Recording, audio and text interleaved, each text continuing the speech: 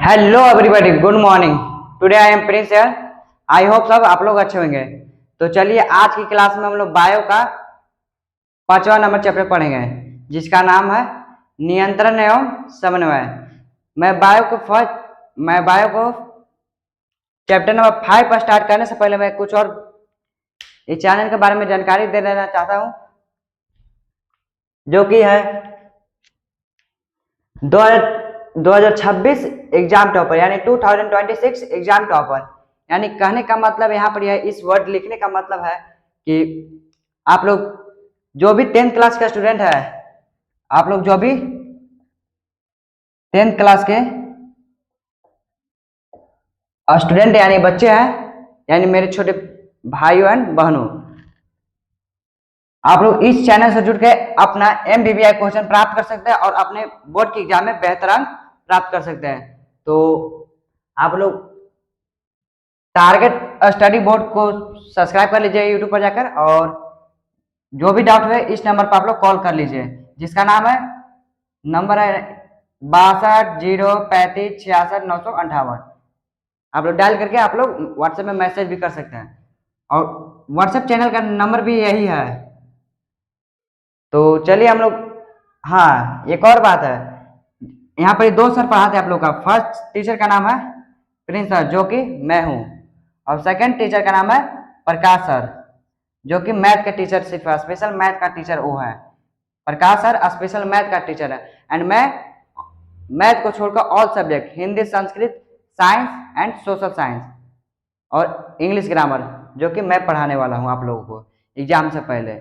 जो कि आप लोग को पहले लेक्चर मैंने बता दिया, इसके पहले लेक्चर में, कि आप लोग के अक्टूबर के लास्ट या नवंबर के फर्स्ट वीक तक आप लोग का ऑल सब्जेक्ट का MBBA क्वेश्चन बता दिया जाएगा। आप लोग इसको रिवीजन कर लीजिए, और जैसे जैसे मैं बताते जा रहा हूँ उसको आप लोग याद करते जाइएगा, ताकि आप लोगों के आगे भारी ना पड़ सके। तो आप लोग अगर नहीं याद करिएगा तो आप लोग को फिर परेशानी होगा, फिर लास्ट के दिनों में नहीं याद हो पाएगा। इसलिए अभी से मेहनत करना डाल लीजिए, ठीक ना। क्योंकि हम लोग को 4 महीना मेहनत करना, सिर्फ 4 मंथ आप लोग को मेहनत करना है। सितंबर, अक्टूबर, नवंबर, दिसंबर, 1 जनवरी, तो मानिए मोटा मोटी 4 मंथ आप लोग मेहनत कर लीजिए, और फरवरी में एग्जाम देकर जितना एंजॉय 1 से 1.5 मंथ करना, करिए एकदम फुल एंजॉय, ठीक ना। तो बस हमको आप लोग 4 महीना दे दीजिए, जिससे कि मैं आपका सिलेबस खत्म कर सकूं और MBBI क्वेश्चन बता दूं, जिससे कि आप लोग को बोर्ड एग्जाम में 450 से 470 अंक प्राप्त हो सके, ठीक ना। तो आप लोग तैयार है ना? तो चलिए हम लोग चैप्टर का नाम लिखते हैं और उसके क्वेश्चन को MBBI क्वेश्चन को लिखते हैं। और हाँ, इस चैप्टर में लगभग 10 से 11 क्वेश्चन है, मात्र 10 से 11। नियंत्रण एवं समन्वय से 10 से 11 क्वेश्चन है, इससे बाहर नहीं पूछेगा। तो चलिए उस क्वेश्चन को, फर्स्ट क्वेश्चन को हम लोग लिखते हैं।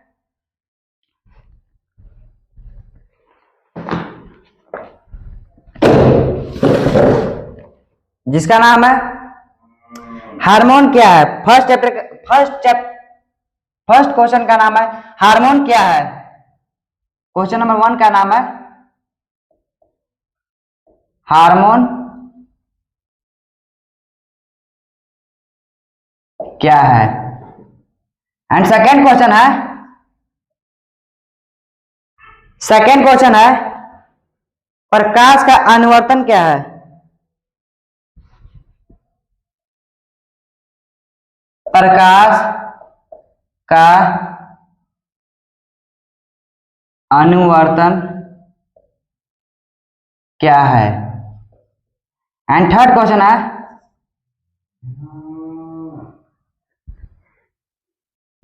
पादप हार्मोन क्या है, यानी पेड़ पौधा का हार्मोन क्या है। हार्मोन क्या है, जैसे कि हम लोगों में टेस्टोस्टेरोन हार्मोन नामक हार्मोन पाया जाता है, और स्त्रियों में एस्ट्रोजन हार्मोन और अनेक प्रकार के बहुत सारे हार्मोन पाए जाते हैं, ठीक ना। तो ठीक उसी प्रकार यहाँ पर पूछेगा कि हार्मोन क्या है, तो हार्मोन का आप लोग डिफिनेशन दे दिया, या फिर पादप हार्मोन यानी पेड़ पौधा के हार्मोन के बारे में आप लोग को लिखना है।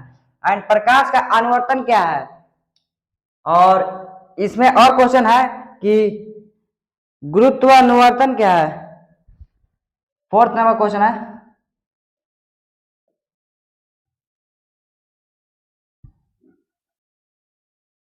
गुरुत्वानुवर्तन क्या है या किसे कहते हैं। और मैं लास्ट में बता दूंगा कि कौन सा क्वेश्चन कितना एमबीबीआई बीबीआई है।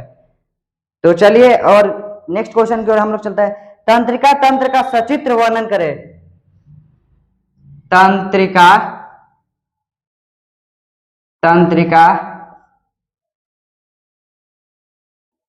तंत्र का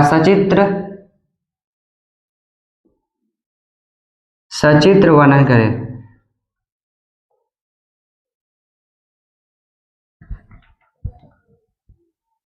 एंड 7 नंबर क्वेश्चन है कि 7 नंबर क्वेश्चन है कि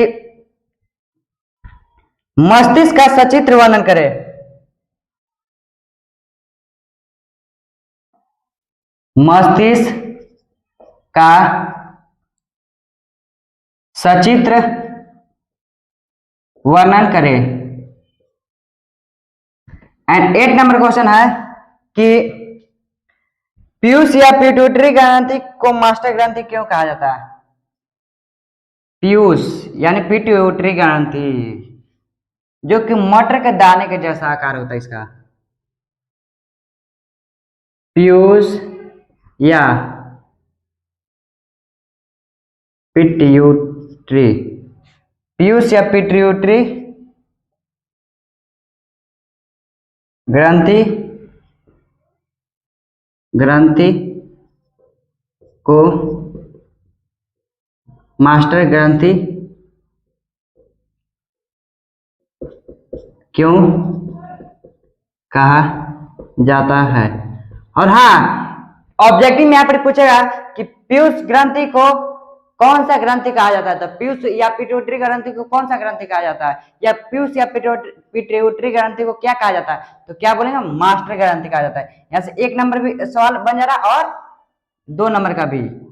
9 नंबर क्वेश्चन का नाम है कि प्रतिवर्ती क्रिया एवं प्रतिवर्ती चाप में अंतर लिखे। प्रतिवर्ती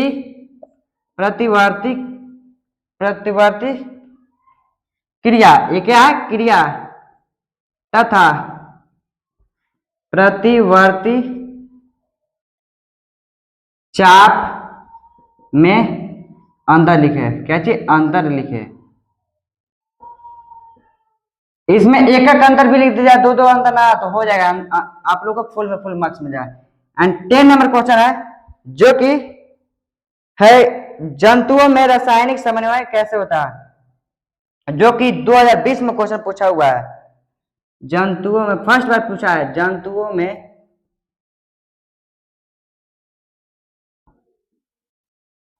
रासायनिक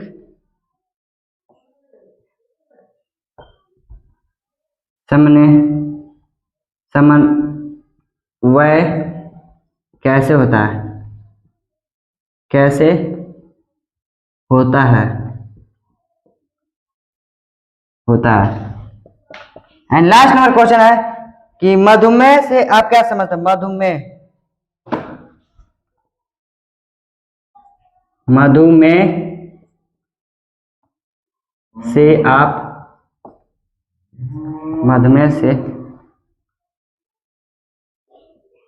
आप क्या समझते हैं। मैं एक बार इस क्वेश्चन को मैं रिपीट कर देना चाहता हूं कि जैसे कि बता देते हैं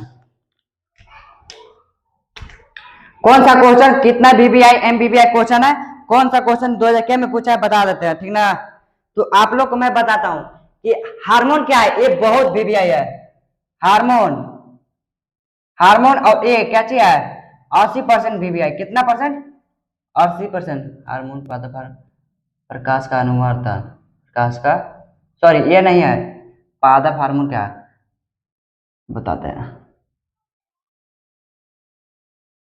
हाँ, first question, second question and fourth question एमबीबीआई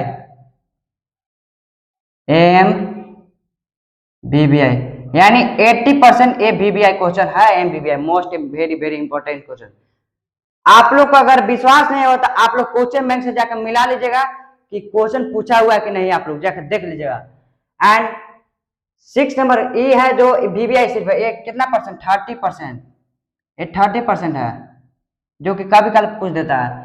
and तंत्रिका तंत्र का सचित्र वर्णन करे, यहाँ पे क्वेश्चन पूछा है तंत्रिका तंत्र का कार्य का वर्णन करे, तो तंत्रिका तंत्र का सचित्र यानी फिगर बनाकर आप लोग का सचित्र वर्णन कर देना।